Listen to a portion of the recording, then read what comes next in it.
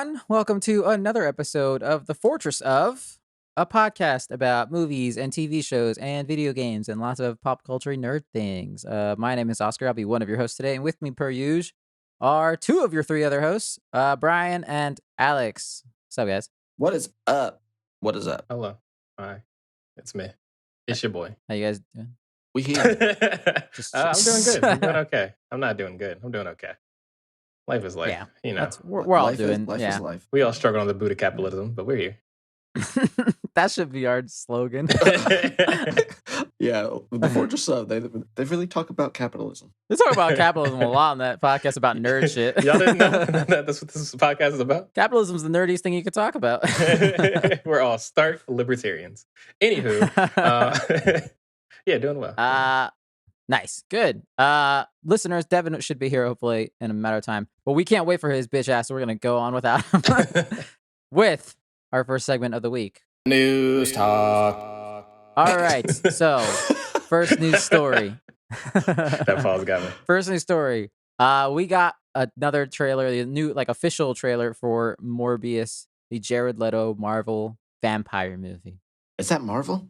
I didn't even hear about. Yes, I don't even know is. who this guy is. I mean, it's Marvel and it's in the Venom Marvel world, so it's kind of like half Marvel. deep seated Marvel, like in the. It's right in the coattails of the actual Marvel by saying this. They highlight from the studio that brought you Spider-Man: Far From Home. Oh, they're really trying to milk that one, huh? Yeah. I saw that. I was like, I don't understand what's happening here. And then Venom, obviously. It looks like a perfect role for Jared Leto, the man who looks like a living vampire anyways. It looks like the perfect role for him. Listen, we talk a lot about cancel culture. I'm ready to cancel this guy. Let's just get him out of here. He didn't do anything wrong per se, but I'm just tired of seeing his face, and it's about time for him to go. He's real weird. I know everyone knows probably the stories about his method acting and how on the set of Suicide Squad he was sending used condoms and dead animals and live rats and all this other weird shit for a movie that he was only in for 10 minutes out of the 2-hour film. And he did all of that. Yeah, that's a bit rough. All of that also doesn't really seem very Joker-ish anyway. So it's like, I don't know what he was doing. I don't know what kind of headspace he's trying to get in there, but it was not correct. Yeah. And the movie still sucked. A little destructive.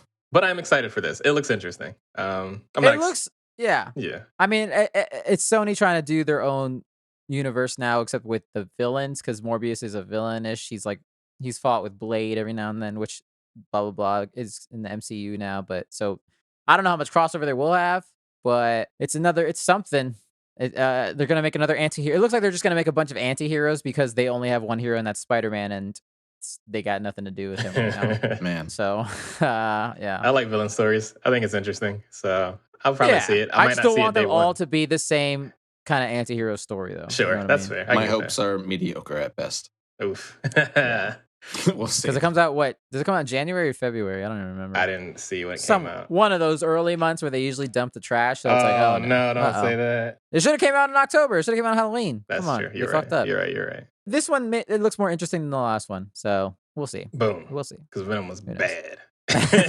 Both of them. I still haven't seen either of them, so I can't even recommend to you. I've only seen the first one. That's what I hear. I'll see the second one when it comes on DVD or Netflix.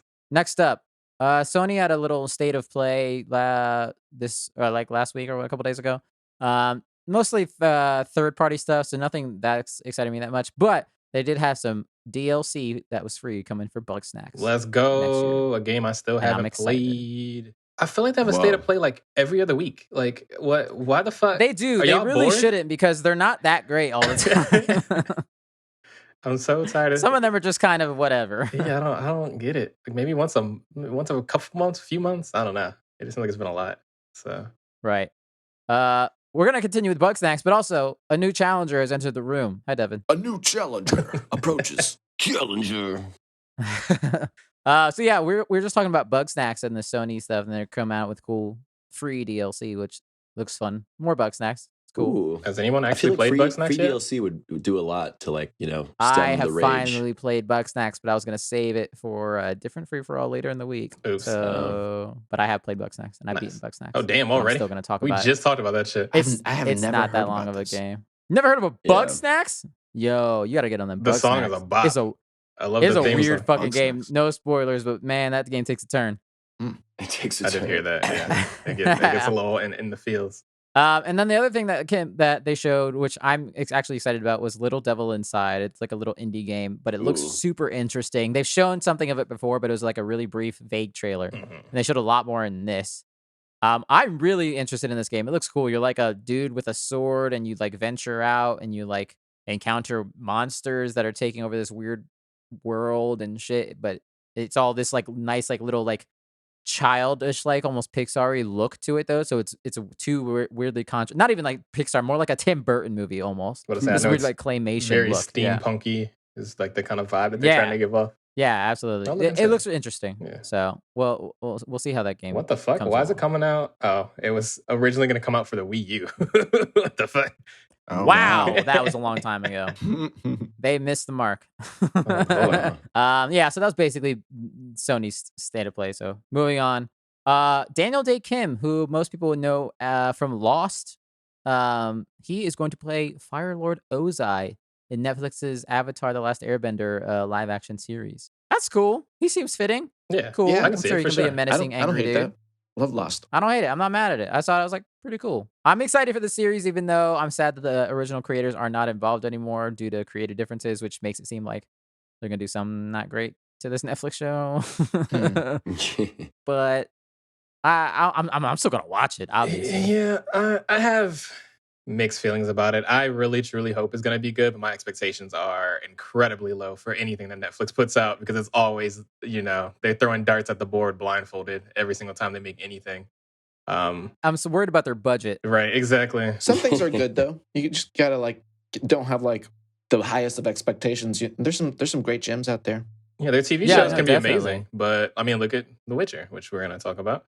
But their TV shows can also be really fucking bad. So, I mean, look at it this way: it can't be any worse than the movie. That is fair. That's fair. That is perfectly That's 100% fair. They're gonna be like, "Hold my beer, bro." Right? Yeah. I want to make one comment down. about that movie, man. One thing. Why would M. Night Shyamalan change the pronunciation to Ong? Because he was like, this is how you actually pronounce it, but then cast a white kid. But then cast a white makes kid. No damn sense. Very ironic. No damn sense. It turns out Chris Pratt's going to be the voice of Aang in the next. Yeah. Oh man, Dave Bautista is going to be Uncle Iroh. I'd actually kind of fuck with that heavy. Oh my god, if he played him when he gets jacked for those 30 seconds in that show, that would be amazing. Mark Wahlberg as Sokka, I guess. Sokka? No, Zac Efron Sokka. Zac Efron. Zuko. Oh man. Let's complete the casting of this horrible, who'd be Katara? Cast. To be fair, they already cast it, but as a joke, who would be Katara? Probably like Ariana Grande. No, you gotta make it like the whitest woman you can possibly find. Scarlett Johansson. Katara. Taylor Swift. Taylor Swift. She's an action star. The suits are like, she's an action star. Yeah. All right. Yeah. Scarlett Johansson / Ariana Grande as the brother to. I want Bryan Cranston as Aang. I was gonna say Bryan Cranston as bald Bryan Cranston. It's fucking definitely terrible. bald. Definitely bald. I'm so happy they're picking people of color and not doing any of this weird shit like we've had in so many anime or based movies that are obviously supposed to be based in like Asian culture or TV shows and stuff. Because Jesus Christ, stop it! Just stop it. So we'll see. I'm excited. Yeah, kind of. Yeah. I love Avatar. I'm excited. For Aang, they're just going to cast, the kid, like the yodeling kid. They're going to cast him. The yodeling kid. Yodeling kid. The kid that was in the Walmart wearing the. Yeah, the Walmart yodeling guy, Mason Ramsey, I think. Yeah, he is Aang. They're going to cast him as Aang. This is his actorial debut. Does that kid even still exist anymore? That was 15 minutes of fame if I ever saw one. I'm just trying to think of the worst possible job I could do. Worst possible cast ever. Chris Pratt. Oh, man. All roles. Speaking of which, next up, Chris Pratt, not only is he going to be Mario, he's going to be Garfield as well. What is happening? What is going on in the universe he's just taking over the whole like overweight Italian I don't understand. stereotypes. he's got a hold of something dirty on somebody in the scene. He's got and he is holding it over their head. Because how the fuck is this man having the Samuel L. Jackson debut I right saw now? a really funny meme of that Chris Pratt is Thanos and his Infinity Gauntlet. He's trying to like hit all the greatest animated character voices. Like Mickey's on there, Mario, Garfield, Homer Simpson. And like he's just making the rounds. My man Agent is working their ass off right now. I swear they are doing everything they can. I can't. I want to know if it's going to be different from Mario. Because if it's the same shit, I'm going to be real upset. I mean, Ryan Reynolds gets away with it, so I can't Chris Pratt. And I'm real upset. Listen, Ryan Reynolds, not Ryan Reynolds, even though they're both interesting white dudes in their own respect. Chris Pratt, recently, where do I start this? Chris Pratt's fine, I guess. He's a conservative Christian white dude. That's rough for him. Sorry to you, Chris Pratt. Yeah, how is he getting so many roles in Hollywood when he has that? And that's the thing, is everyone knows it, so people don't generally like him so much. And there's been a bunch of news articles that have been popping up recently of like, why does Chris Pratt get so much hate right now? And it's like, it's usually the homophobia. That's probably the part that makes people not like him. I don't know. But I'm just going to throw it out there, maybe. But then he posted this really awkward anniversary post of his new wife, and they have a child, a little girl. And it just read so psychopathic. I didn't read it entirely, so because I only heard the part where he called her his greatest treasure, and people got mad about that. That one didn't bother me that much. It was just the whole thing as a whole. That was a bit of a stretch. Just felt so. But I don't know. I also didn't read the whole thing, weird. So maybe Yeah, but then people flamed him, of course, because the internet and people are mean as shit. And then I also think people just are trying to flame him at whatever he says because they don't like him. At the same time. Absolutely, it's the internet for sure. But then he came out and said that he was really sad and depressed after you read that. And he said, like, almost quote. This is a loose quote, but he was like, "I just was gonna work out today, and I just didn't even feel like it." After I read these comments they said, but then I put on my Christian music playlist, and then I ran out in the woods, and I felt great. And I'm just like, you want us to like you, but then you say shit like that, bro. This is why we don't like you. Because that sounds like a meme. I put on my little Christian music playlist, and I got out in those woods, and I just felt like $1 million after. Jesus Christ, man. I think Chris Pratt is going through that thing where like he started out as a real person, and now he's been so absorbed by Hollywood that he's like a caricature of himself. Yeah, almost. he's basically like, I think he's just going crazy. I think I think everybody goes crazy in Hollywood at one point or another. Absolutely. I think Chris Pratt has just removed. He's been so removed from reality of like where he started that he's just not the same person anymore. I think he's also because he started in like he was more of a comedic actor, and he still kind of is, but now he's more actiony. I think, and I just think that maybe he's going through that whole thing where the things he used to say to be the funny guy aren't things you can say anymore. You know? I mean, I feel like he keeps pretty low profile as a whole. Like he never really says anything off the wall, but the things that he does say always seem to be pretty cringy. And it's not bad. It's just kind of like, why are you this way, man? Yeah. So people and Chris Pratt. That's why I don't understand why he's getting such a high value right now. Because he's a name and people like him. Yeah, but do people like him? I think yeah, just from like a movie standpoint, I feel like he's appearing in so many things. It's like, at what point is it overload? Like it's too much. I mean, I feel like we've hit overload for a while with him. He's like The Rock. They're like doing like 1 million movies a year. I feel he's just hitting voice actor stuff now, so it's just hilarious. He's just gonna be Garfield, and he's I don't know, whatever. Exactly. Moving on. I'm not gonna watch Garfield. I don't know why it matters. I know. Yeah. It's just funny to make somewhat connected. Because Chris Pratt is being Mario, Seth Rogen's being Donkey Kong in that movie, and they're already planning a solo movie for him. What is? I guess we're making. They're doing a Mario verse. They're gonna just make a bunch of Mario movies with different characters, and they're gonna combine together to kill Bowser. Hey, it'll never top. What was that one we watched in college? Mario Warfare. That was awesome. No, I have a hot take about Seth Rogen playing Donkey Kong. I think he is the best choice of actor out of all of these choices for the actors for these characters. Yeah, I don't mind it either. Because I don't know if you guys remember, there was a Donkey Kong cartoon. It was 3D, and it was really fucking ugly. Oh, it's 3D. Yeah, it was weird CGI for some reason. But the character or the voice actor that played Donkey Kong had a very similar kind of like, hey guys, that kind of voice. So it honestly makes sense to me personally as someone that actually watched that show. It's a fever dream if you ever do come across it. My biggest question is, is he gonna make like gorilla noises, like ape noises as well? Like Donkey Kong also makes like normal ape noises. Are they gonna do that as I well? feel like they absolutely will. If I but know question Nintendo, is, will Seth Rogen do those noises? That's fair. I don't know if he'll do like his little like like something like that. I mean, yeah, or if it'll be just random like you know what I mean? Like it might be him like kind of jesting it a little bit, or it could be they just put actual gorilla noises randomly. I think he'll make a unique new Donkey Kong's sound. gonna smoke a banana. Seth Rogen and he's got to throw it. This man sells his own weed and then also is gonna be in a children's movie. Like, I love America. This is awesome. Right. And also, we're casting Mason Ramsey as Diddy Kong. And Princess Peach, you guessed it, Scarlett Johansson. You guessed it. Chris Pratt. Oh, God. And then for some reason, Timothy Chalamet as Luigi. Timothy Chalamet as Luigi. That's perfect. That's actually good. Dune. I don't even know what that guy sounds like. Luigi. That's funny as shit. Oscar Isaac as Waluigi. Hell yeah, dude. No, that's a good casting choice. Jason Momoa as Toad. Now I'm excited. Or what if they just get like Daniel Day-Lewis to like method act like one of the?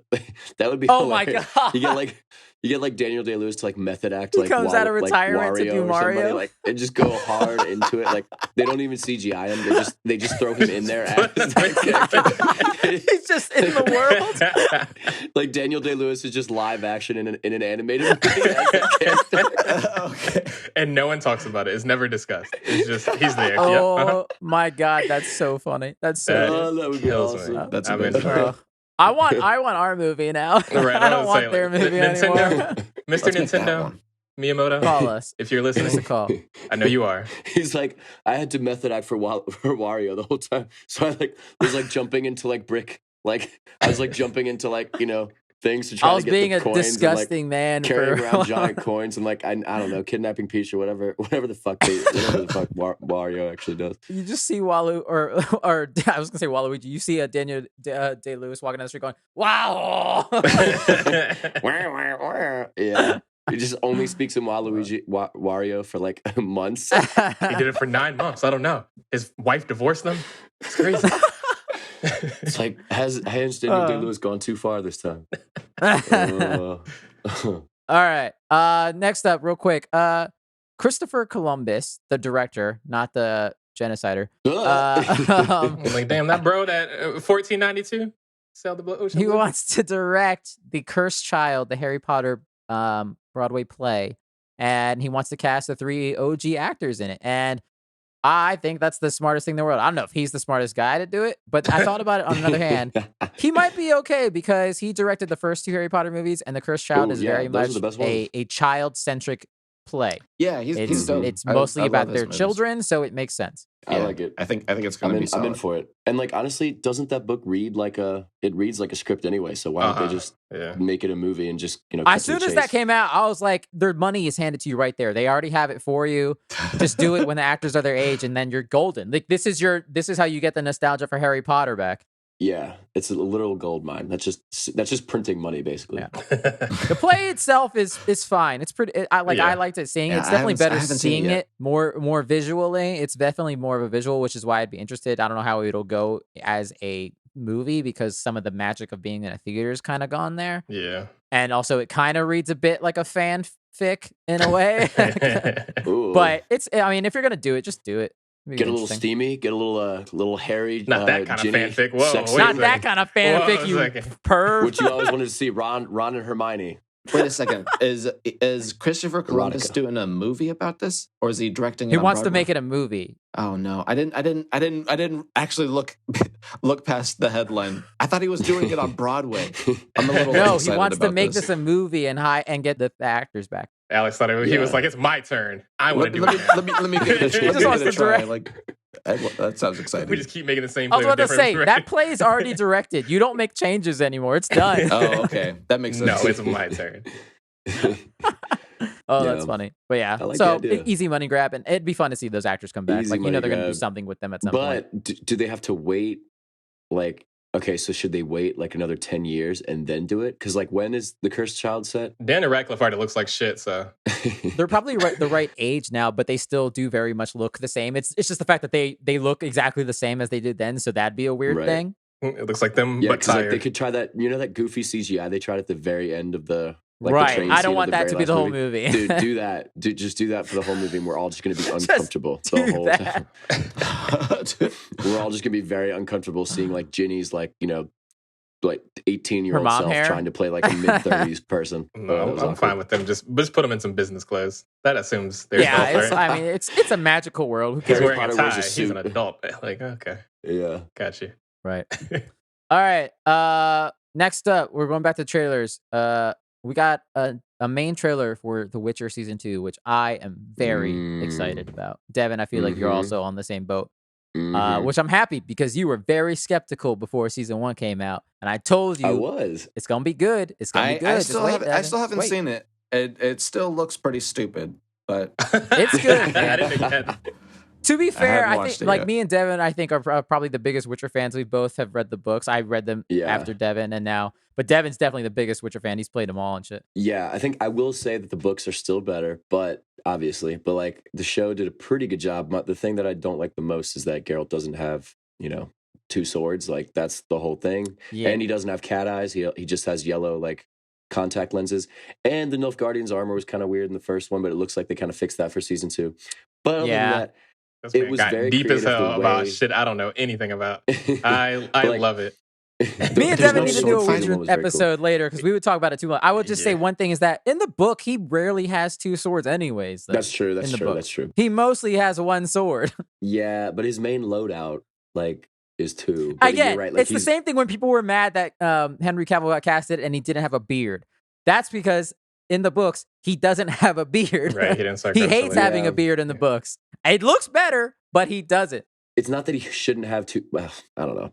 When Geralt's running around in the prequels, he does like it's not until the main story where like he gets like he loses his stuff and then he just has this silver dwarven sword. But he really loses. Yeah, he really doesn't have much for a lot of it. I really wish we had a video version of this podcast because just looking at you guys talk so nerdly about this and looking at Alex damn near asleep.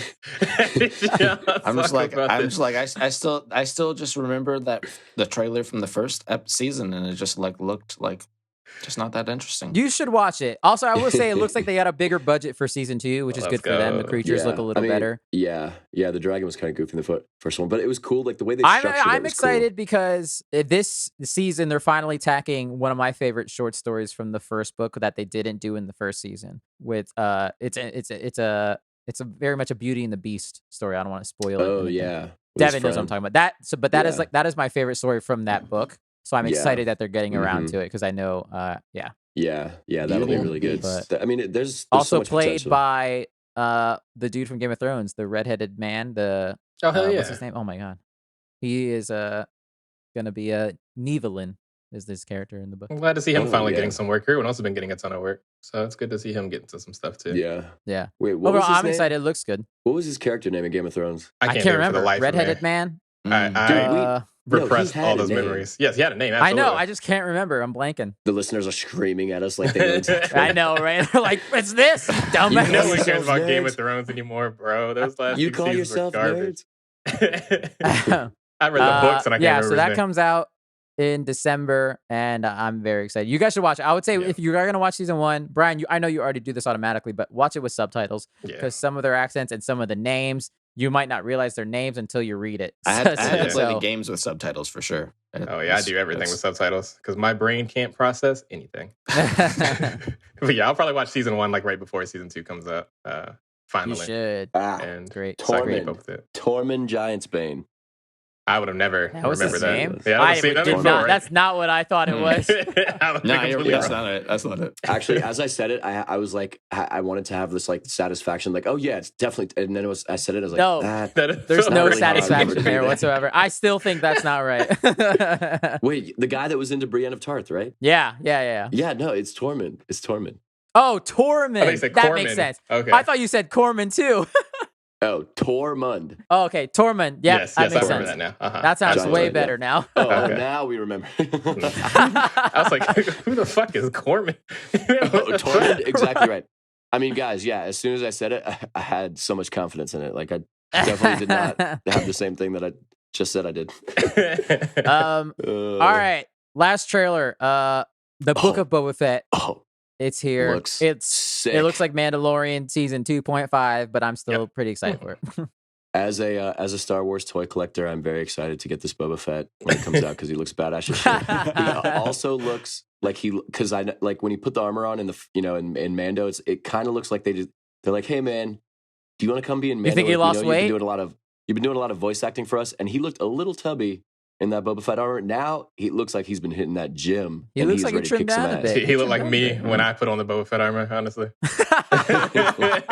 It was Halloween, and I was like, yeah, I'll go ahead and put it on. Sure. Looking like Robert Baratheon in season 1 where he's trying to fit on that armor. Good for him. I'm excited. It looks cool. It looks like more of the same. Not that's not a negative, I would say. But it looks cool. I'm excited to see what the story is and how it turns out. Yeah. I like Fennec, his right hand woman person. Yeah, I'm excited to see. She's awesome. Man, they just came straight out the gate though, and like you can tell you're gonna root for Boba Fett, which you were already gonna vote for Boba Fett anyway. But like, he's already saying stuff like, "Oh, I'm gonna rule with respect." Like, man, they softened him up. I want to see Boba Fett just like mercilessly kill somebody. It's like, true. Like he's like in that meeting. He's like, "No, please speak freely." It's like, no, man, Boba Fett would just shoot somebody. Yeah, they're going very anti-hero with his. I know. I'm sick of. As one thing I will say, I'm sick of the anti-heroes, man. I'm glad he gets to do just anything. Make him a bad guy. Yeah. I'm glad he gets to do anything because this is the man that just he shot 2 shots and fell in a a solid hole. pit. Like, man fucking sucks. I'm so tired of people He's loving Mr. Magoo. These characters just because they look cool and they don't do anything. So honestly, I agree. The fact that he gets to do something, that's cool. Good for you, bro. I'm happy for the fans of Boba Fett. It is going to be really cool. Right. Yeah. Like you said, it's just for toy sales. And that's not this show specifically, but the character itself was big on toy sales. Right. For nothing. Yeah. But. Man, this actor has gotten so much work out of being Jango I'm happy Fett for him, and man. just the fact that he was the clone, like the Jango Fett, that one little thing in the script is that Jango Fett being the clone. And then he got all the voice acting roles for Star Wars Clone Wars. And then now he gets to be Boba Fett again. It's like, man, this is awesome. Like, this is the best thing ever. He's got the best contract. Although I will say, people will yell at us. He's not all the clone voices. That is a different person in all those in the Clone Wars and all those shows. That's not him. Oh. That is, I think his name's D. Bradley Baker, and he does all the clones, including every single member from the Bad Batch. That is not Temuera Morrison. I thought that was him. No, pretty sure he's only live action, except in that one instance in Star Wars Visions. I think he's only been ever live action. All right, I could be wrong. Wait, does that guy do all the voices though? That's pretty interesting. The other guy? Yeah, he does all the voices for all of the Bad Batch. Yeah, for all the clones are all him. Yeah, and so he does different voices for every member of the Bad Batch. Oh, he's got that fucking Chris Sabat. He's very talented. Yeah, vibe going on playing all those characters. That's awesome. I did not know that. Yeah, I thought he was definitely in there. Yeah. Huh. So. There you go. Cool. We'll see. It'll come out this Christmas. Christmas is loaded, guys. We got a lot of shit we have to fucking hell. I don't get any time off for Christmas. This is gonna suck. It's gonna get crazy. But that's about it. Let's move on to our main topic of the week. But first, guys, we did it again. Man, we are really stuck at journeying. We're stuck in another fortress. But this fortress, it looks like it's filled with a lot of stuff that we really enjoy, but a lot of people would make fun of us for. But we say, fuck those people. Let us like what we like. So I don't feel guilty about this, which is why it's not called that. I don't know what it's going to be called in the title. We'll figure it out. But it looks like we're in the fortress of shameless guilty things pleasures. we like. Guilty shamelessly. Pleasures. I like that title. I'm not shamed. You can't shame me. Oscar's like like, we're definitely not going to call it like guilty pleasures. And Alex and I like guilty pleasures. Guilty pleasures. Like, I ain't guilty about shit, bro. I like what I like. It's an outdated reference, but I understand why it's used because it's easy to know what you're talking about. Yeah. So yes, listeners, we're in the fortress of shameless things that we like shamelessly or guilty pleasures. And we're just going to go around and talk about things that we really enjoy, but even some of the people that we're talking to here might make fun of us for. I guarantee the things that I'm a pick, y'all are going to make fun of me for anyways. I can't wait to make fun of you guys. I feel like all of us have so little shame in the stuff that we like anyway that it's like, it's true. To find the true shamey stuff is going to be interesting. This was kind of hard for me. Everything I do is so cool. We're gonna go around and just just go through these, and if we have some left over, I think we'll save them. And if listeners really like this one, maybe we'll do another one. Maybe it'll be like a fun annual thing, or every 6 months or something. We'll see. Nice. So, who would like to go first? I don't mind going. My first one. So we can do anything, right? Like movies, TV shows, anything. games. We didn't. Yeah.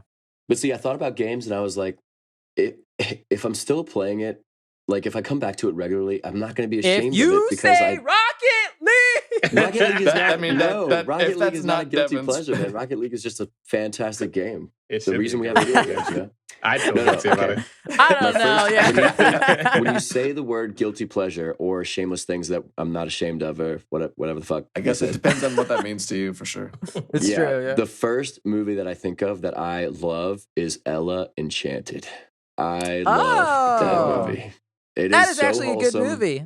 It's a good fantasy flick. It's like it was like post Princess Diaries, Anne Hathaway, and it's funny. There's like some comedy moments, and there's like a little bit, you know, and of course it has like some action at the end, which is kind of fun. But yeah, I love that movie. I love Ella Enchanted. I watch it sometimes. That's good thing. Not alone. Okay, I gotta watch it with the girlfriend. Not like, alone. You can watch it. You can watch it. It's like a good one to, you know, roll up with your girlfriend, crack a bottle of wine, and just like, you know, laugh at mid 2000s movies. It's actually on TV soon. It's going to be on HBO Family on Wednesday. Why do you know that? I just looked it up. What the hell? Wait, for real? No, I just looked it up. Like, I just looked it up. Wait a second. No, I love this movie. It has Vivica A. Fox in it, and she's hot.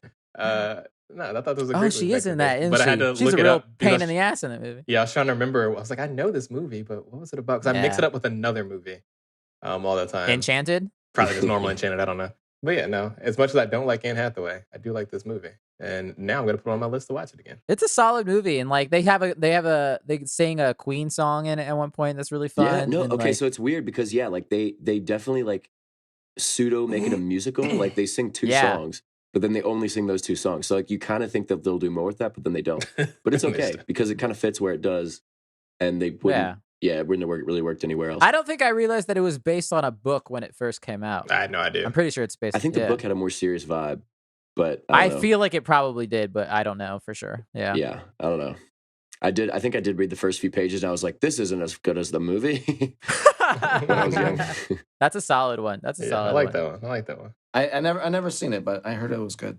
I would recommend it. I think you and Bambi would actually like it. I still I think she would. I was gonna say, like, I think so. maybe not. I think it's cute. It's cute and it's fun. It's cute. It's definitely a cute I'll movie. check it out. Yeah. I like cute movies. I was gonna go ahead and go next. I guess I can about one of my movies that I was initially gonna put in when we're talking about scary stuff. Okay, but this is one of my favorite horror movies of all time. It came out God. when this movie came out, like 2010, something like that. Back when everything was trying to be 3D. And that movie is Saw 3D. Oh my God. Oh my God. Saw 3D is the 7th installment of the Saw series. Jesus. Wait, what? It's the 7th? Wait, Saw 3D is not 3? It's not 3, oh no, my it God. is 7. It's the 7th. We should have called it 70. How does that work? And this movie is hilarious. And everyone's like, what the fuck? It's a horror movie. Why is it hilarious? Because this movie is basically the biggest karma storyline of anything I've ever seen before in my life. So Saw 3D basically follows this man, his name, let me see. What is his name in the movie? I can't remember the guy's name. But it follows this guy that he basically starts making a living off of being one of the survivors of one of Jigsaw's puzzles.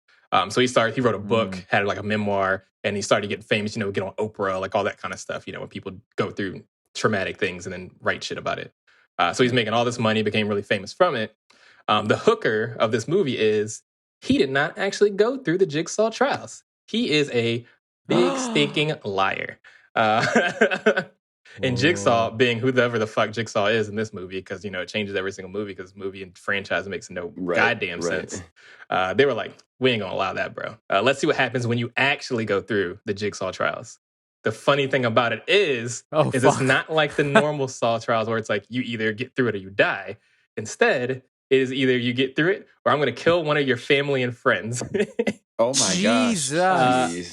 Spoiler alert for Saw 3D. This movie came out 11 years ago. If you haven't watched it by now, you're Rip it. probably not gonna fucking watch for it. Saw 7. For Saw 38. Basically what happens in this movie is this guy really fucking sucks at these, which means all of his friends and family die. As he fucks up over and over and over in 3 dimensions. You're seeing this all in 3D, by the way.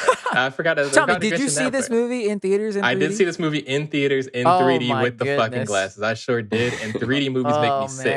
And I still watched it. And it was amazing. I love this movie with all of my being. It is terrible. Wait, so have you seen the past 6 movies? I don't know when I stopped watching. I've not seen Jigsaw, whatever that most recent one that came out was. But I do think I saw all the Saw movies. Oh, okay. Like 1 through 7. You had been watching all of them up until this point. This isn't like your first Saw movie. Oh, no, no, I love the 7th one. No, it's like, what's another movie from a franchise like that? I guess like Paranormal Activity or something. Like, yeah, I've watched through all of them, even though they're bad. Or not Paranormal Activity. Yeah. What's the one that makes everyone afraid of the trucks that have the logs on them?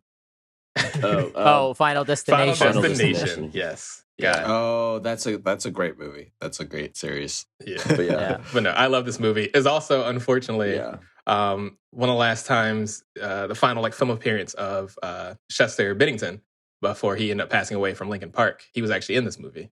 Oh, wow. Was he really? Yes, he was. He was in one of the first trials. Why? Before. It was just one of those random ones where it's just like a cold open and it just shows him in a really gruesome circumstance trying to... Yeah, he don't die in that shit. No, maybe he didn't die. No, he did die. Yep, he did die.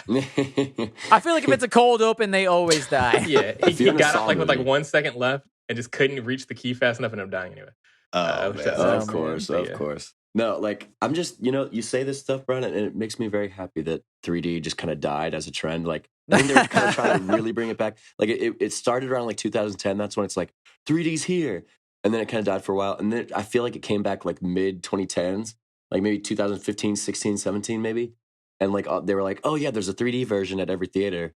And also, I hate it because not everyone does it well. Now it's finally just dead. Like I feel like people don't like it. A lot of people just cheat with it and then do like a really like half-assed version of it, and then the motion gets me really sick, and it makes a lot of people like that. So I wish they would stop. Yeah, my biggest thing is I hate it. I hate that it grays out the colors of every movie you're seeing. The glasses, so it's like every movie just looks gray as fuck, and it's like annoying as hell. We're working on it, trying our best. We'll get there. Yeah. Maybe James Cameron will save it with Avatar 87. Yeah. James soon Cameron. It'll just be an eye drop you put in your eye. Oh my god, that's wild. You're in VR. You got to put like a contact in your eye. You actually have to buy the Oculus Quest 2 and then log into Meta in order to watch the new movie. And like there'll be a part of the movie where like the butterflies fly like in the Avatar home world, and everybody has to take out your phone, and like you'll see like a little assisted reality where they're in the theater. That's what yeah. Oh boy, that's a good one though. That is, yeah. James Cameron's listening to this and he's like, James Cameron thinks that that's a good idea. I love Devin's James Cameron voice. What was that? I just get it all from South Park. He talks about himself in third person. James Cameron doesn't do what James Cameron does for James Cameron. James Cameron does what James Cameron does because James Cameron is James Cameron. You're not wrong. Anywho, before we go on whatever the fuck that tangent is, I think we just found the button for the end of this episode right there. I can go next. I'm gonna start with a movie.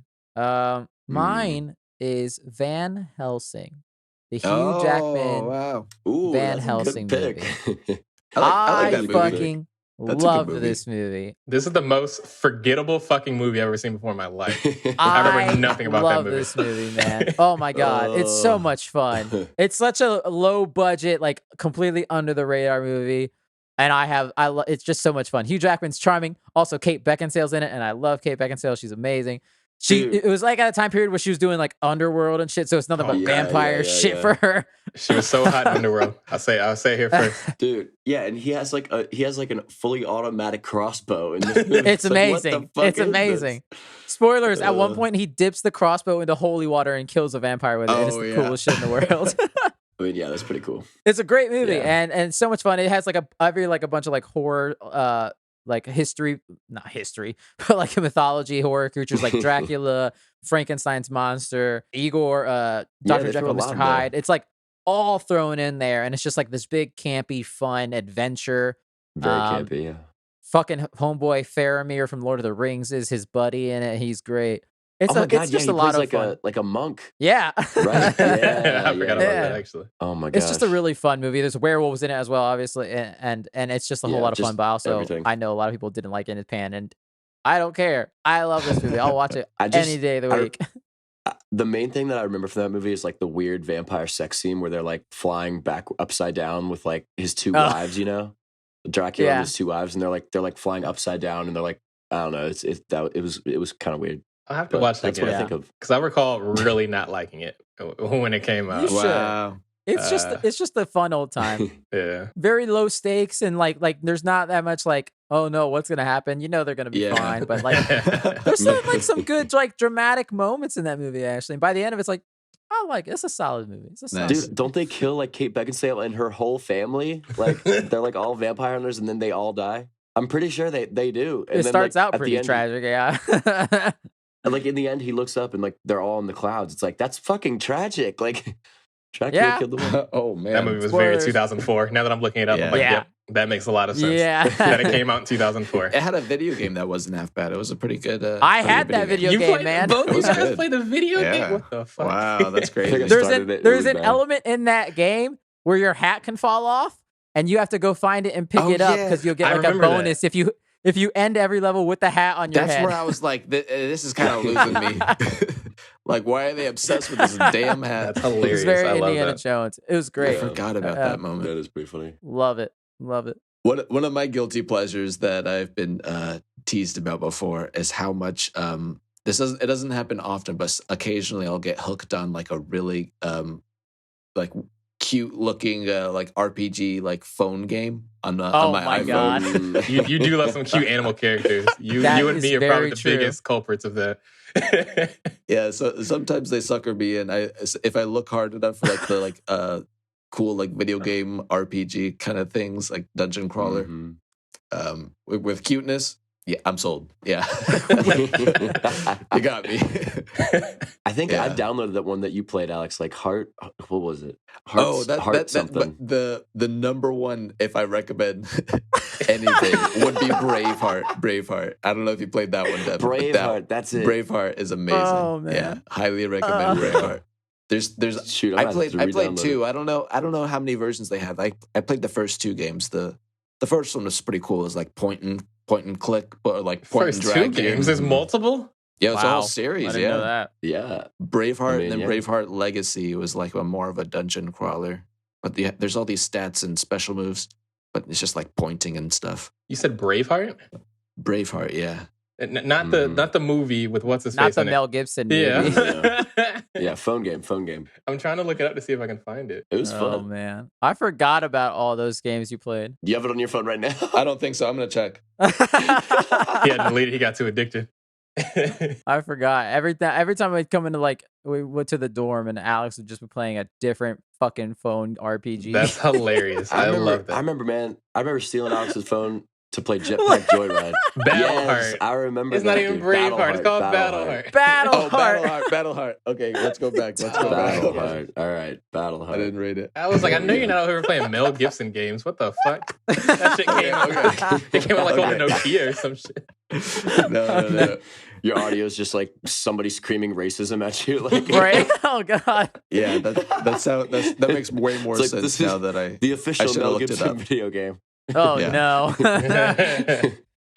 Just angry yelling. The best like iPhone RPG like cutesy kind of like phone game that I've played is my favorite is Battleheart. It's so sweet. Oh, yeah, I'm gonna re-download that now, Alex. Now that you said that, could I play it through? I might have to re-download it too. It's been a few years. All right, let's play through it together.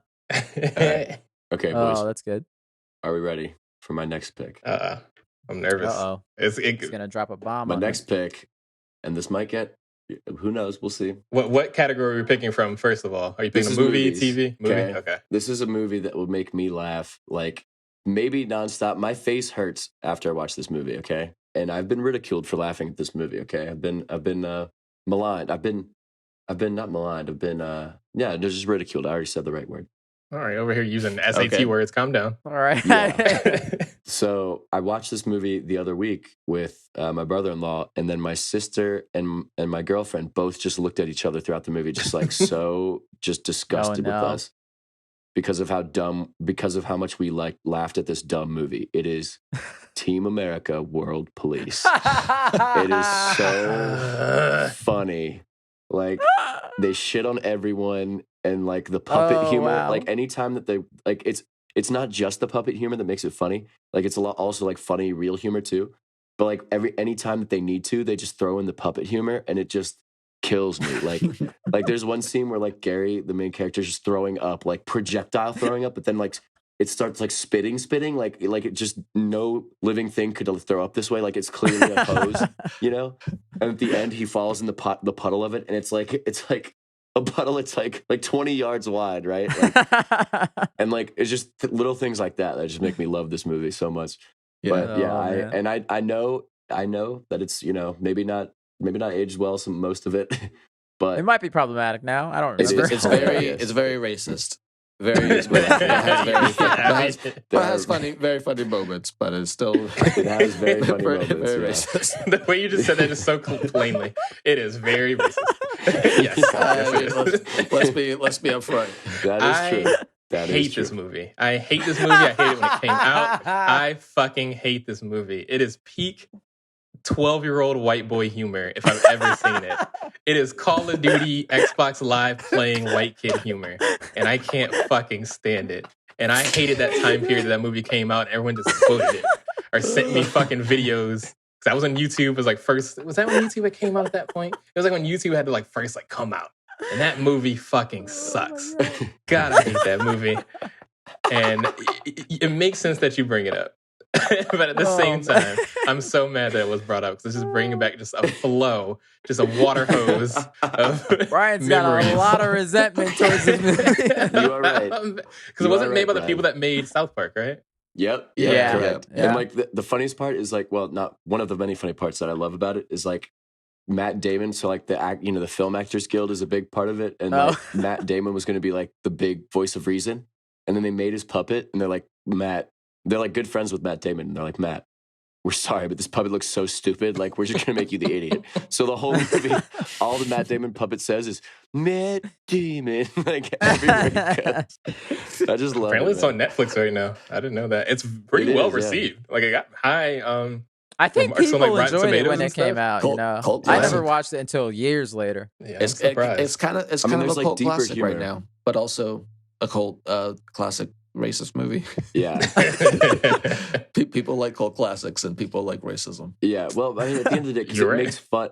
I think I don't know, like, you could read deeper into it, but I think that they make fun of how the whole movie's making fun of how America is with stuff like that, right? So it's like, right. All of that stuff plays into like the whole how dumb, you know, I mean, you're absolutely like our right. Freedom America kind of bullshit is. Like you know, it's like a satire there's one film. scene when they're like, you know, there's terrorists meeting in Cairo, and then the team lead's like, Cairo, that's in Egypt. He's like, you're damn right. It's just like, yeah, like it obviously is. It definitely has some moments. Yeah, I hate South Park too, but I think that they're pretty good at satire and making fun of a lot of real world issues that it comes down to. Because it's pretty clever. Yeah, they don't give a shit, man. Yeah, a lot of that shit they talk about be real shit. Like, don't get me wrong. Yeah, it's just so awful in the way that they portray it. Yeah, I haven't thought about that movie in a long time. It's funny, that movie actually didn't do great, even though that it's pretty well received. So yeah, you're right, it is a cult classic, because it was 31 million budget or 32 million, and it made 51 million. So it didn't do amazing.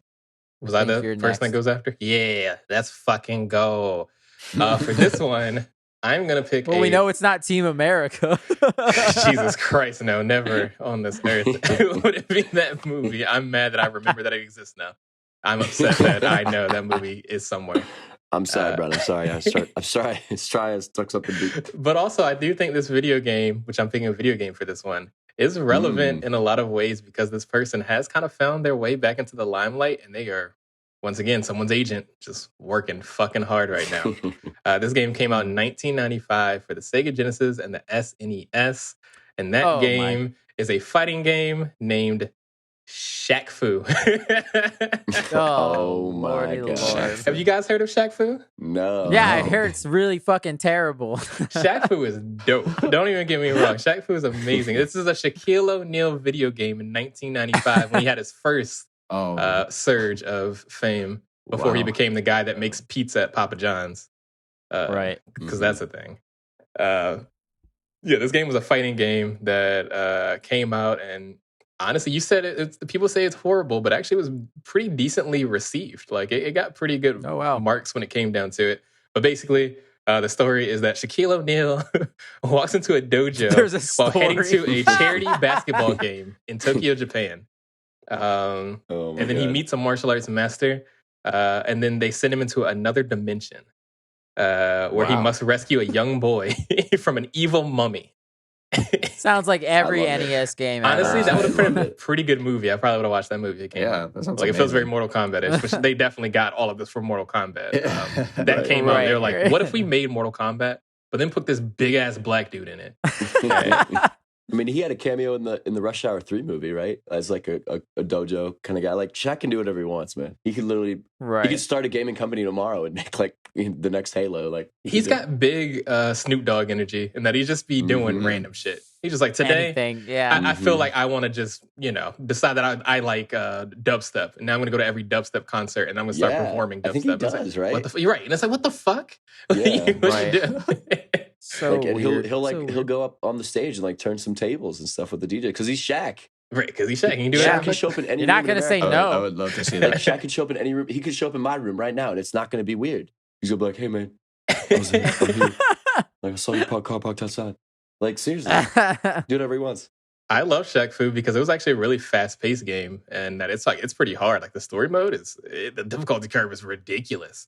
It was noted by saying like people gave it like 88% and 70% when it first came out, and then some people were like, "Well, it includes everything a good fighting game needs, except for good fighting." I thought the music was pretty cool in the game. They actually did make a sequel that was crowdfunded back in 2018 called Shaq Fu: A Legend Reborn. Wasn't that also terrible? I put money into that Kickstarter, even though I did not play it. I don't even know if I gave enough money to even get the game or anything like that. I did not play it, but that one is terrible. Wow. It was made by what's the name of the company? Big D's Production. Get the fuck out of here. Are you serious? Their name is Big D's Productions. I don't know what else they've made. They do not have a Wikipedia page. So they don't exist. They probably don't after this game came out. Because even though they crowdfunded a lot of money, I don't think this game did very well at all. It came out for PlayStation 4 and Xbox One, all that good stuff. Yeah, it got a 30% on Metacritic. Ouch. Oh, man. Ouch. That's rough out here, boys. That game's amazing. I recommend it to everybody. I don't care. That's a good one. I like that. That's pretty solid. Oh man, that's funny. All right, I'll go. I'll also do a video game. I had a list, but I'll go video game. This one's you guys are probably already know. I didn't think about this until last second. It is it's Dynasty Warriors. Dynasty Warriors. I knew it. I knew this one. Had to mention it. Yeah. If you didn't, then I don't know. Yeah. I had to. I thought about it. I was like, you had to acknowledge that there's some guilt in playing Dynasty Warriors. There is. As there should be. As someone that's played many of them, there should be some guilt there for sure. Right. So, yeah, if you somehow don't know what the hell Dynasty Warriors is, listeners, it is a game that takes what they call the Romance of the Three Kingdoms in ancient China, about these three, now more than three, different factions, and there's bidding wars and yada yada. But the twist, there's been about like 14 of these games, and they're all the same story every single time. And they just interject more new characters every time, and I will play it every single time. It's like Zelda, right? Same story every time, except way shittier. I mean, Zelda's gotten very loose. Zelda is evolving and pushing the envelope. Right. Nope. Dynasty Warriors just adds 2 new characters. Yeah. And one has a sight. The biggest draw to this game is that you're like an unstoppable beast, and you can just beat on thousands of like little soldiers at a time. It's basically its own like a subgenre of like action video games, For like sure. It's cool to feel like warrior you're in a style big battle. games. It's like they even did it with Zelda beyond a too. button mash. They like comboed with Zelda recently. It's funny. It's funny you bring up the other title. That's a funny coincidence.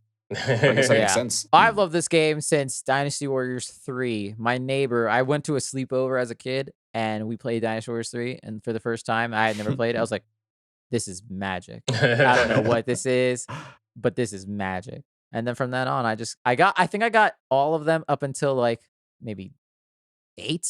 And then I was like, I heard this one sucks, so I'm not going to get it. You heard this one sucks. What changed to make this one suck? Because all the other ones were way better. How the fuck can one suck? I love it just because I did play a couple of times. Yeah, you get to pick your like favorite character because they at this point the roster's like they have like 100 characters or some shit like that. It's like I don't even know. Like it's ridiculous, but yeah, no, it was a game that it holds a strong place in my heart as well, which is kind of funny.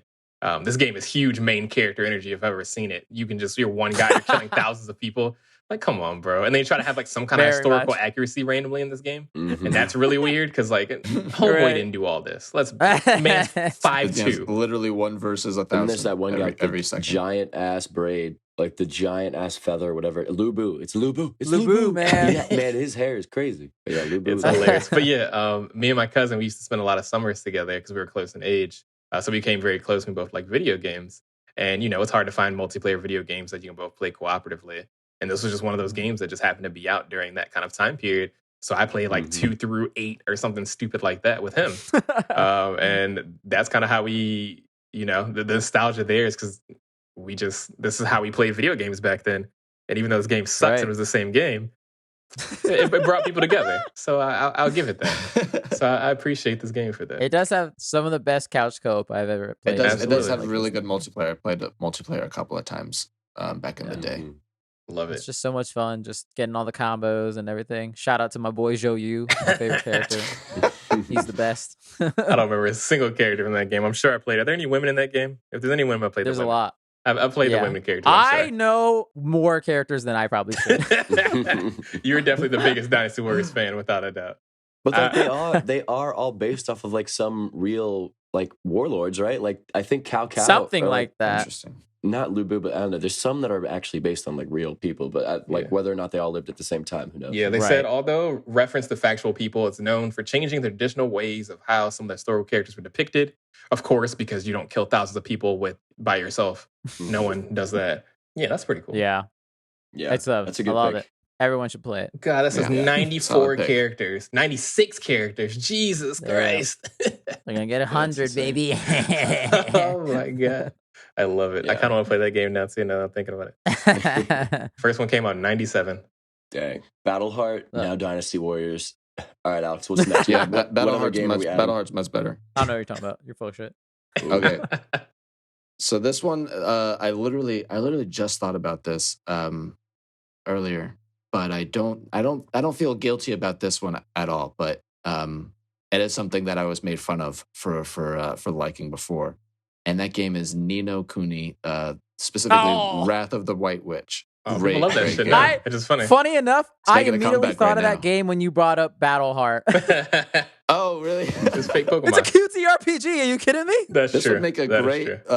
This would make a great phone game, but I just actually I don't know. That sounds kind of hard, but I played it on PlayStation, and now I'm playing it again on Switch.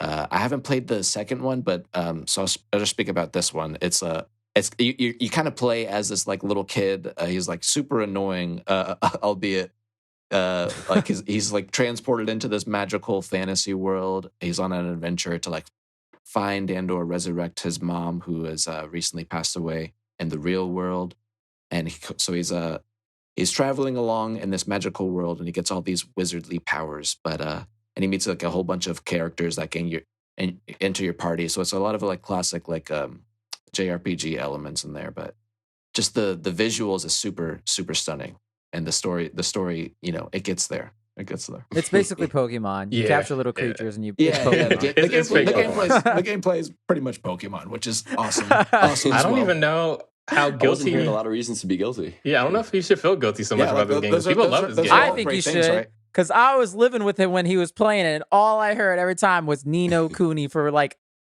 a month straight. It seems thinking about it. If you think about it, it does sound annoying and like to just listen to. Like the music is great, but like the voice acting, it's just like such a childish story. And in the beginning, it looks really good though. At heart, once you get going, when the story picks up, it's really nostalgic, and it takes you back to when you kind of like felt like that. And I think that's a nice thing. Right. Yeah, that's cool. I haven't played the game, but I of course watched you play it when it was first came out, and I had never heard of the game before at all. And I did more research into it, and it's kind of interesting that it was like it's very like Studio Ghibli, like heavily inspired to the point where like Studio Ghibli did help on some of the stuff for those cutscenes. Some of the animation cutscenes, which was which I thought was super cool because I mean they're very well loved. Those movies are great. I'd always recommend them to just about anybody, especially people that aren't into that kind of media. Like that kind of more Japanese media, anime kind of stuff. I think it's great. And this game was like very well received despite looking like, fake ass Pokemon. People tend to like it. It is a whole lot, which makes me want to go and like visit it because I think it seems like it would be nostalgic. It reminds me a lot of like Avatar in that it starts out very cutesy and childish, but it actually hits some pretty like deep notes that I think is super cool. I like when things can. My biggest thing is that Alex played that game for so long. I was like, it's a long. Did you ever beat it? It is a Japanese RPG. I did. I beat it in college. I'm playing it again now on Switch, and I'm not close to beating it. Yeah, those RPGs, man, it's a big game. As someone that struggles to finish video games, you pick the longest video games to ever exist by far. I'm in it for the long haul. And I'm in it to feel something, I guess. If you want to beat some games, you are picking the wrong genre because those games all will take up at least 3 days, 24-hour days of your time. Right. Man, I feel like I play these games for like spans of life. Honestly. All RPGs are at least 40 hours. It's ridiculous. But it's a great one. It's a great one. I love that one. No, I want to play that now. I'm excited to finally rebeat it and then play the second one that my wife got me for my birthday a while back. I think that one's done pretty well as well. I think people like that one too. I think the first one's definitely better. I think the first one's always going to be almost something like this. Okay, guys. Well, me for my next one, I had another movie lined up, but I wanted to do a video game to get on the video game action. Okay. Yeah.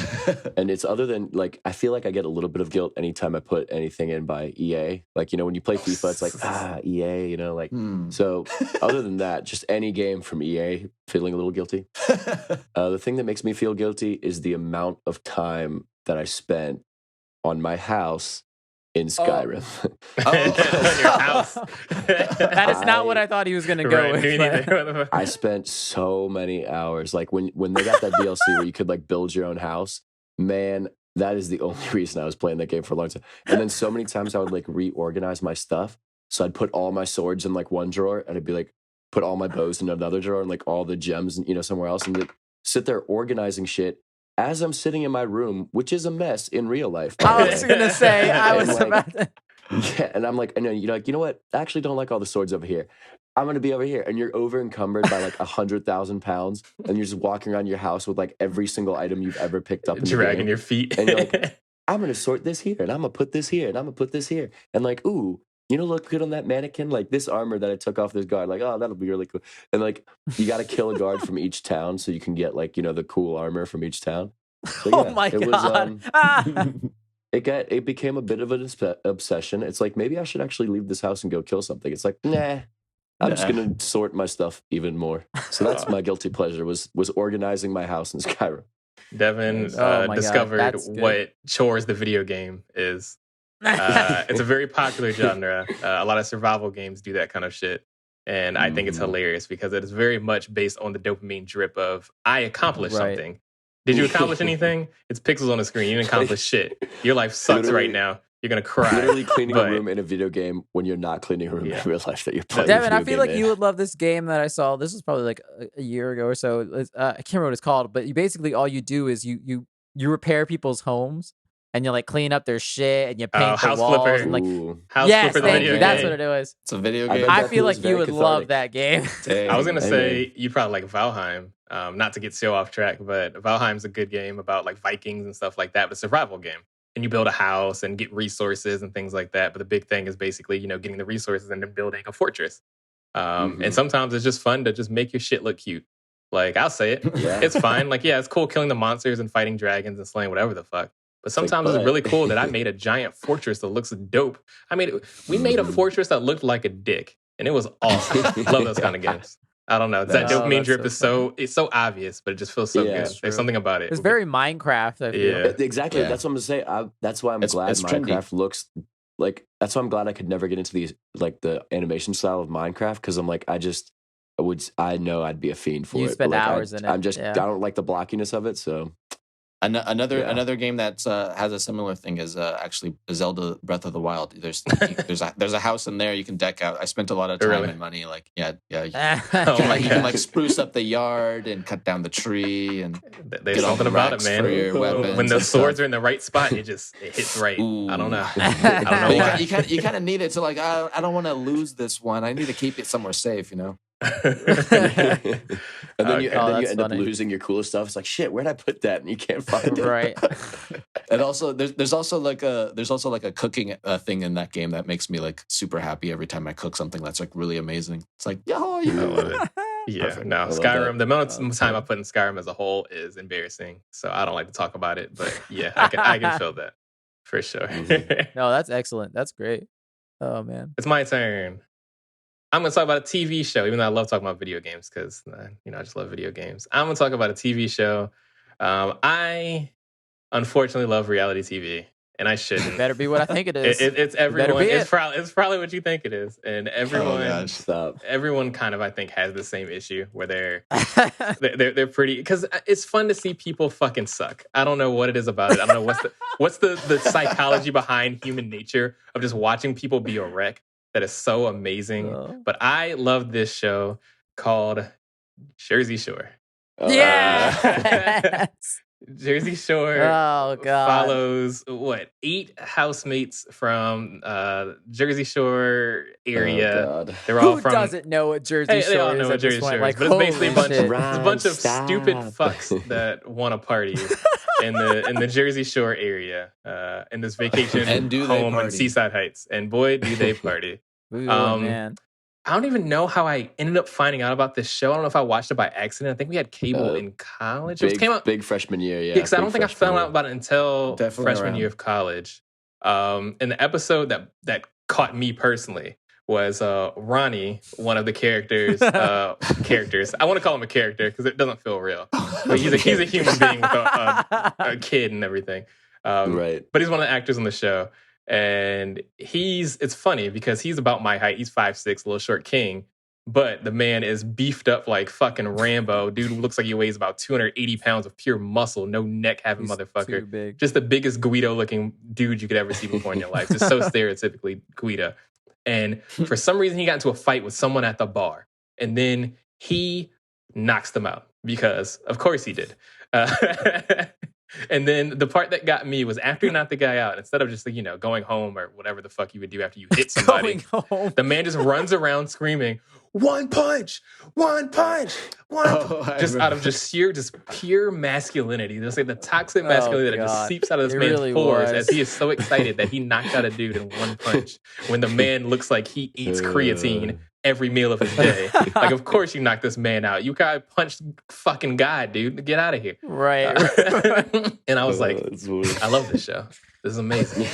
It's so ridiculous. Having lived with Brian in Atlanta and just also getting sucked in whenever he'd be watching it just randomly in the middle of the day, and then all of a sudden it's like 6 hours later and it's we just marathon like 8 episodes of Jersey Shore. They've made a spinoff now it's called Family Vacation because of course they're all real adults now. Even though some of those people were way too old to even be partying in 2010. They are not fun anymore. Yeah, some of them got like 8 kids. Mike went to jail for a while for tax fraud. The situation? Yeah, situation went down for tax fraud for a good minute. That show is just terrible people being terrible, and I love it. Wow. But somehow they've all made it out on top, except for Angelina, who she's not been doing so well. She's the one that did not make the limelight too well because no one liked her. So she's on the show for a very short amount of time. She was always the one that was just kind of there in the room. Yeah, it's funny. Didn't they bring her back? They did bring her back in Family Vacation, but it's really funny because everyone else has become like big influencers, like owns companies and all this other shit. And then she is an EMT. And that's what she does. And that's which I would say is probably the more honorable thing. Don't get me wrong, admirable job. But I know homegirl ain't getting paid that much because they don't pay EMTs how they should. So like these people got $1 million homes and she live in her apartment doing her best. You know what I mean? Like right. You kind of fucked that up, huh? Damn. Yes, I love that shit. That's a good pick, man. She was not toxic enough. She should have been more toxic when she was on the show. Yeah, she was pretty fucking toxic. Don't get me wrong, but she was toxic in all the worst ways, and no one liked her for it. Yeah. That's funny. That's a good pick because that show is trash. It is pure trash. It is worth nothing. Snooki mellowed out kind of the best of all of them, right? Like I remember she got pregnant and she just kind of like just threw shade at the whole thing. She got really healthy. She's into fitness and stuff. I think she probably owns some kind of, one of those weird tea companies that probably make you shit your pants. But her and JWoww, they're doing really well. Little mommies doing mommy stuff. That's cool. Mm-hmm. That's a solid pick. Ronnie's not doing well. Good. Yeah, there's a lot of real life drama that's just like sad to watch now. It's not as fun anymore. It's just like now this is just real life sad. That's just sad, yeah. All right, my next pick. You know what? I'll do this one just for you guys. I have a TV show. So I did a movie, a video game, now I got a TV show. Granted, I haven't finished this TV show, but I want to one day before I die. We'll see. And it is it is The Big Bang Theory. I forgot that you like this shit. My God. I can't. I forgot about that. I almost didn't pick it, but that reaction made it worth it. That's stupid ass shit. Yeah, so I fell in love with this show in season 1, and I will say that is still a decent, actual good show season. After season 1, it was like blah. It was like it got to the characters completely changed past maybe not the first season, the pilot. The characters completely changed after the pilot. Interesting. But it's like again, it's a show that most people probably know by name at least. Where it's four nerds, quote unquote nerds, live in an apartment, and there's one pretty girl played by Kaylee Cuoco, and they all love her, yada yada, and antics ensue. It's a sitcom with a laugh track, and it's horrible, and it's sometimes not very funny. But I started it, and I liked it in the background for like the first probably 4 seasons, and then I fell off probably because I think they went to like season 13 or 11 or some shit, something like that, and then I think I stopped probably like at 6. Is it still going or is it done? No, there's been spinoffs and stuff. With there's like Young Sheldon. I don't care about Young Sheldon. Bazinga! God, that show sucks. Remember how I talked about how much I fucking hate Team America World Police? I fucking loathe this show. This show is so awful in every way, shape, and form. There's no redeemable qualities of this show. It is worse than Friends. It's worse than Team America World Police. This show sucks. God, this show sucks so bad. If you take the laugh track out, there's not a single joke in the show. All they do is loosely reference. This is a rant right now. This is rant.com right now. I'm so happy with my pick. They don't make real jokes in this show. They just loosely reference things that people think might be nerdy. Because it's supposed to be in the vein of, you're supposed to, relate to the woman character. And that like, God, what am I doing hanging out with these fucking nerds?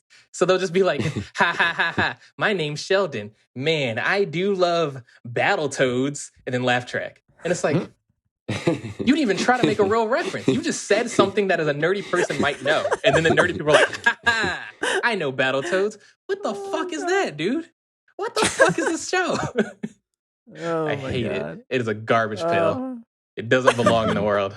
Throw it away. Hot take. Damn. Yeah, I'm sorry. I had to. No. I'm sure you got more to say about the show. That's probably good things. No, I felt nothing good about this I don't show. have anything to say about it. We need to just end that one there. Shit. The world would be a better place without Big Bang Theory. Oh man. That was fantastic. That was worth every second. That was great. I'm so happy I picked that. I can't. We had a poster of it. I can't believe I forgot about that. I did? Oh, I you did. Had a poster. You sure did. Yes, we hung it up in the living room, and we all got mad at you for it. One of those really tiny, it was like a long vertical poster, but it was very small, and I hung it up in our middle of our wall. I mean, it's one thing to watch the show, but to get a poster it was among like Star Wars and a bunch of good shit, and just smack dab right there. I remember that. To get a poster of that show, oh man, no. I forgot. I was like, this man is an actor, and he loves this fucking show. I didn't say it's a good acting show. Yeah. I mean, yeah, I don't know. Sometimes you just need a good dumb sitcom in the background to That's get through fair. the day. I'll give you that one. I just wish it wasn't that one. Oh, that was That's a good great. one. All right, I'll go next. So my last I like how guilty you keep pleasure. saying that when he's the last one. I guess I'll do it. I guess I'll go. Why not? Yeah. The last kid in class. I guess I'll go I- next. It's a book Why report, not? Alex. You literally have to. I have to do this. My last guilty pleasure is the TV show Lost. I know it gets Is that a a lot. guilty pleasure? It gets a lot. I think by the end it was. I think It gets a lot of yeah. grief. It gets a lot of grief. A Yeah. lot of people hate on it, but Yeah. I was a fanboy for a long time. I like it. I like it. I like I Lost. feel like Alex is okay to bring that up. I Yeah. love that I don't know show. about guilty and- pleasure. yeah. I felt no guilt while I was watching it, and then come Me to either. find out, I'm like the imbecile. I'm like, I don't know what. I thought it was good. It was good, right? I feel like people have gotten a lot more negative as the Yeah, years it's have very gone by. polarizing. Like, Yeah, you yeah, either- yeah, you either were like yeah. a Lost watcher, or you just were like, no, I hate it. Like, there's Right, there's yeah. no. I was there's definitely no a Lost room in the watcher middle. as well. Right. Yeah. I'm waiting for the resurgence, like when is Lost going to be cool again? Or is that Right. maybe that was just me. I don't know. I think the biggest thing was what got people was the ending mostly. No spoilers, Yeah. but like the ending was very polarizing and how it was very based in one thing, and then at the last second it ended up being something else. And then it was like, what Yeah. was the show really about anyways? Also, you lied to us since day one. It was one of That's those true, Game that's of true. Thrones kind of shows where it's like it was very well received and like very well loved until the end, and then Mhm. people were like, "This fucking sucks. I don't ever want to watch this shit ever again." It was a mystery box show. So Yeah. like, and then everyone hated what was actually in the box because they didn't know what they had. They just made it up. And it was like, oh, this is not the best. Yeah. But I remember like being Mhm. hyped as fuck for that finale when it came out. Like the day that finale was airing on TV, I was like, it's happening. We're watching the finale of Lost. Yeah, And then- yeah. It's Yeah. over time. It's kind of like a similar thing with like the prequel Star Wars movies. Like the first times I watched those when they came out, I was like, yes, it's amazing. It's so good. And then as the years go Right, by, right. with the ending, I'm like, maybe it was kind of stupid ending though. Maybe it's not so good.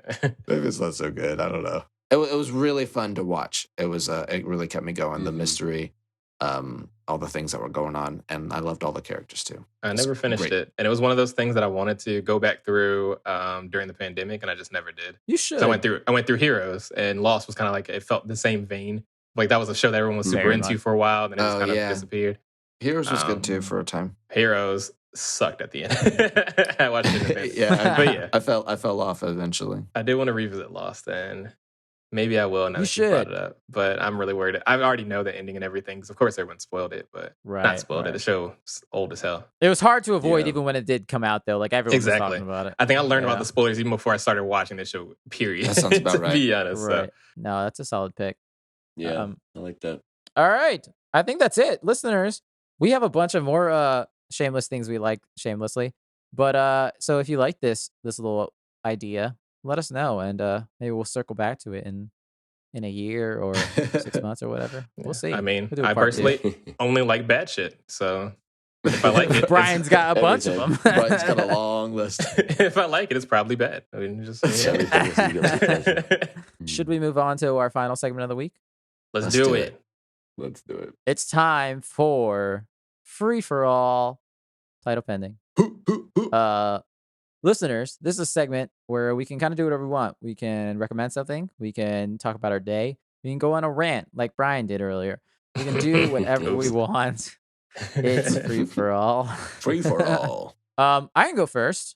I saw Eternals this Ooh. weekend. I saw Marvel's Eternals. Something Nice. we'll probably do in the future at some point. I will just spoiler free and just make this brief. I really enjoyed it, honestly. I know it's like Marvel's probably most divisive film yet so far. I know a lot of people aren't Really? liking it. I know a lot of people are liking it. I do and also don't agree with a lot of the criticism I've heard about the movie. A lot of it's not a Marvel movie. It doesn't feel like a Marvel movie. I agree and disagree with that. But ultimately I really enjoyed it, and I would love to. I can't wait to let you guys know why that is. There's one big reason.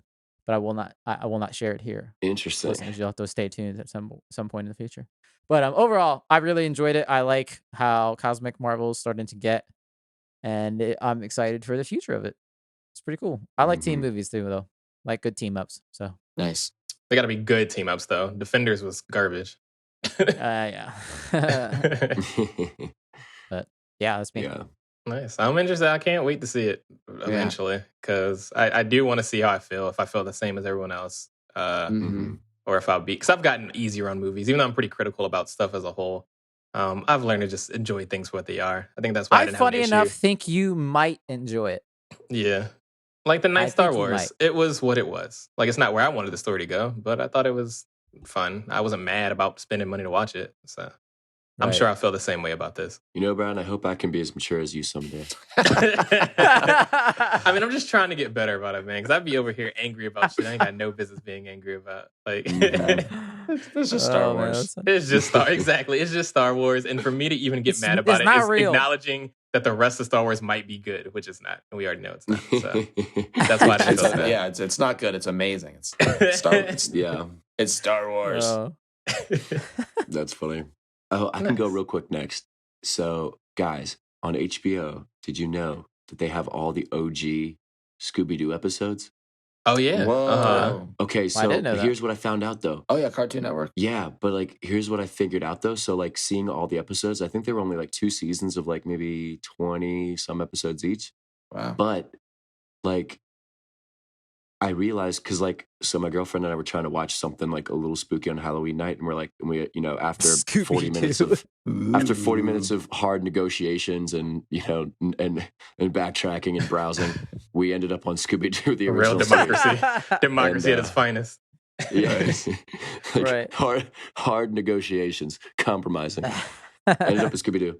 And, like, seeing all the thumbnails, though, I realized I've only ever seen, like, 10 episodes of Scooby-Doo. Like, there's so many more that I have not seen. So now I want to see them all. The amount of times I've seen the Harlem Globetrotter Scooby-Doo episode. Like, I have not seen that. Didn't even know that was a thing. Like, no, I didn't know that one. But, like, we watched one where it's, like, a Hatfield and McCoy witch. There's, like, you know, the Hatfields and the McCoys, like that thing. Yeah. There was, like, a witch. And I had never even known this episode existed. So I'm just happy that there's, like, more Scooby-Doo that out there to see. Nice. That's it's funny. That's really funny. Because I know this because of random aside. The official Scooby-Doo Instagram follows me. What? For some fucking reason. Yo, are they listening? Hello. Yeah, so if you're listening to Scooby-Doo Instagram, I love you. We interact every once in a while. It's kind of funny. I haven't drawn anything Scooby-Doo since like 2016, but I think I drew one thing and they're like, yep, we like this guy. We're going to follow him. And I'm scared to say anything about it because I don't want them to unfollow me once they realize what they've done because they don't follow many people at all. Because I don't know if they made a mistake by following me because all I do is post bullshit. So that's weird. But yeah, the official Scooby-Doo Instagram follows me. That's right. Awesome. That's so good. That's so good. On that note, I'm sure I can go next. I want to talk about something because we're actually filming right now on N7 Day for Mass Effect. Yay! Right. The game Mass Effect Legendary Edition still costs too much, so I'm not going to buy it yet. It's on Xbox Live for $35. I'm going to hold the line, as Captain Kiri would say, hold the line. Until it is, that is a Mass Effect reference, by the way, for Mass Effect 1. I'm holding the line until it gets maybe 25, and then we'll talk. $25, maybe I'll That's not horrible. Yeah. I don't think that's horrible. 25. We have whatchamacallit coming up soon, Black Friday. I think it hit 25. Right. That's cool. Mm-hmm. But so in 7 Day, they usually, do a bunch of celebration stuff. They talk about, players' choices that they made throughout the games and stuff like that. So you can get cool like feedback of like who killed Rex in Mass Effect 1 and blah, blah, blah, whatever. Slight spoilers for Mass Effect. The game's 8,000 years old. Fucking play it. It's amazing. Yeah. But one thing they did do is, of course, announce for the 18th time that we are not done with Mass Effect. We are making fucking something as long as Electronic Arts allows us to. As long as the lights and the plumbing still work in our building. We're going to make a fucking video game. We may have probably fired everyone that works on this game, but we're still doing our best to make this game come out. We are trying. And they released a little poster. And the poster has some very interesting things. Of course, everyone in the comments right now are tearing this little picture apart. But it's a ship with the 4 little people beside the ship. It's like a top-down view of people down the ship. and then what looks like a dead Geth on the ground facing them in a tunnel that also looks like a Geth head. For people that don't know Mass Effect, Geth is like a AI robot that was created by a certain race of people to kind of like help them do things, build ships, exist, personal servant kind of stuff. And then they went awry and then killed everybody, and that sucked. Very, yeah. We thought we eradicated the Geth in the first couple of games, but here's where they might be back. And then also, that kind of looks like it. One of the characters does look like it's very much could be Rex. One of at least the race that Rex was, because a big bulky character. And there's like 3 other like little people. So I don't know if it's going to be something that has to do with the Geth. One of the characters that was in Mass Effect 2, Legion, it could be something about him because we're not sure exactly what he ended up doing at the end of the game. Could be about Commander Shepard again. Maybe Commander Shepard's going to be found somewhere, killing Geth and slinging dope. I don't know what she does these days. I play slinging dope. I play female Shepard, so it's always going to be a woman in my mind. But killing Geth, slinging dope as she do, boys. Let's fucking go. But no, I'm excited about Mass Effect, even though the last Mass Effect was really bad. I love this game series, and I'm just excited to know they're still able to work on it, because I know there are still people somewhere in that development crew that are passionate about this game. Yeah, I know the passion doesn't feel there anymore, but I know there's passionate people about this game for sure. So I just want them to honestly succeed. Like, exactly. I want people to get a Mass Effect 4 that they really, or I guess 5, whatever they're going to call it. I didn't know this was a thing. This sounds super amazing. Yeah, because Mass Effect got put on ice after Andromeda because Andromeda did so poorly that they were like, we'll let you guys know. So I'm excited. It's nice to know they're still doing something with it. And that means Dragon Age 4 is still getting made too. So I'm happy to see BioWare hopefully make some stuff, because I love BioWare. It's one of my favorite gaming companies of all time. That's great news. I don't know. Maybe I'll go next again. There's an idea. I'm literally going to vomit. I'm going to throw up. Okay, so for my last free for all, it's actually pretty exciting. I've been a big fan of Broadway theater since moving to New York, especially. I try to go with my wife as much as possible. It's super fun to see live shows, and most recently, actually with Oscar, we saw Wicked, which was super dope. Yeah, we saw Wicked, and then just recently, a couple of days ago, I saw Hamilton, and both were just like, I mean, both were really amazing. But it was Hamilton was kind of next level, which was I knew going in that it was going to be good because I'd seen like the Disney one a bunch of times, and so I was excited to see it live, of course, and it was just. Like I knew it was going to be good, but I wasn't ready because it was like really, really good. That's awesome. The hype is real, I would say, and it was super exciting to like be there in New York City for me personally. Like, I don't know. There's several lines about New York and how it's the greatest city in the world and this and that, but the energy was just so electric in the theater. It was absolutely amazing. Hot take: New York is not the greatest city in the world. I don't know. I will not be discussing further. That's so funny. No, that's awesome. Like, I'm lucky enough to have been able to see it as well, and it is a fantastic show. Yeah. I know them tickets be pricey. Oh boy. Yeah. But it's worth it. It's worth it. It's worth it. And I think also I didn't think about it right now. I've actually been lucky enough to see it twice. Oh shit. But the second time I won the lottery. So we love the lottery. I got two front or second row tickets for $10 each, so $20 total.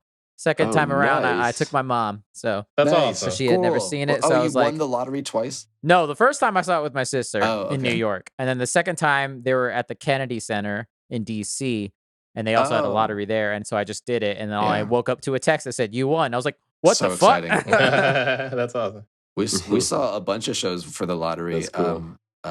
It's awesome. 2 years ago before things shut down. But now that things are back, it's like super amazing to like everybody's very excited. But they're keeping everything very safe, which is good. For sure. That's definitely something that I would love to see. I don't know that I'll be able to, but I do hear only amazing things about it.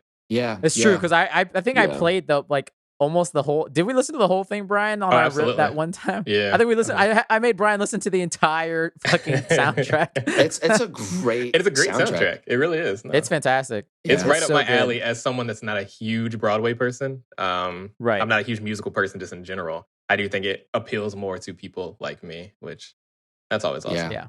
I gotta say, I mean, like, if you're gonna see any musical right now, if you were to save up to buy any ticket, like, I would recommend Hamilton. Yeah, hands down. Yeah, there's a reason why it's like so much more expensive than all the other shows. I was like, yeah, it's also like wow. You're not gonna get what you get there at any other show for the most part. Right. Like that's a wholly unique experience.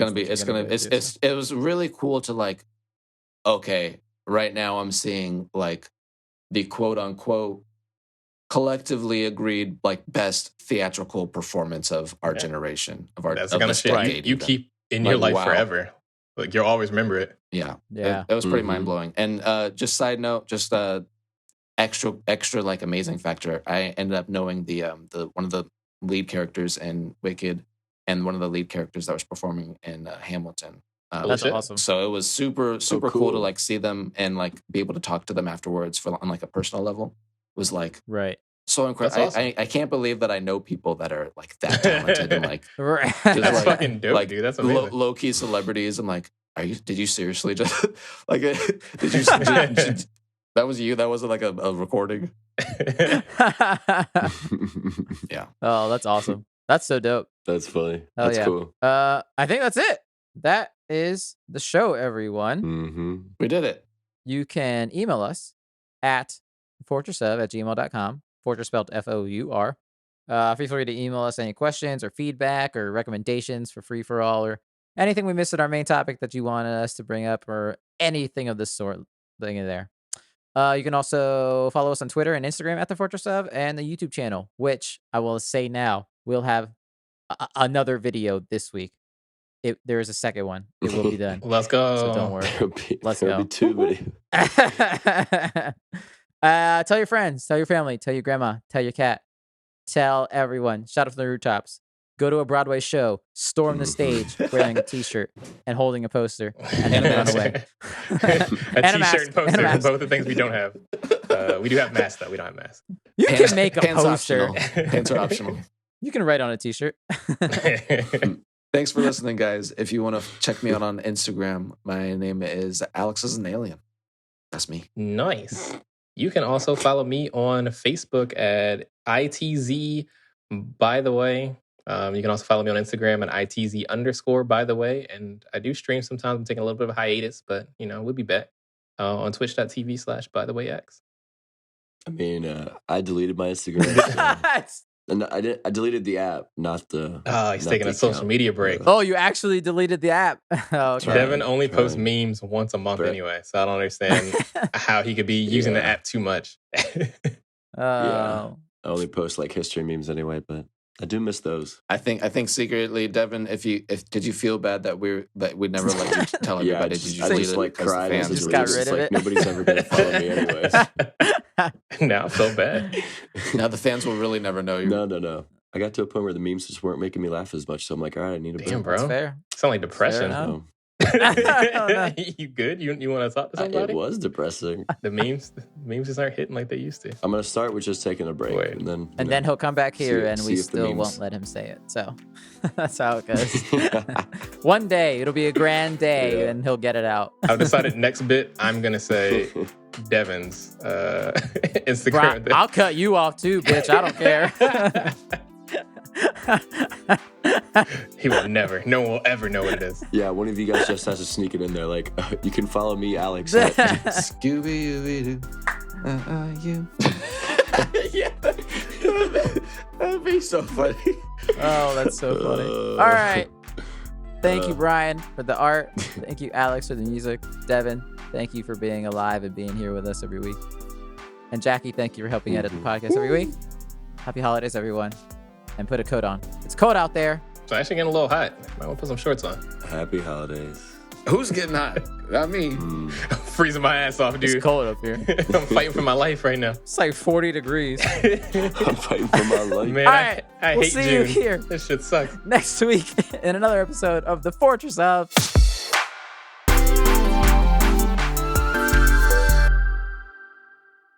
James Cameron doesn't do what James Cameron does for James Cameron. James Cameron does what James Cameron does because James Cameron is James Cameron.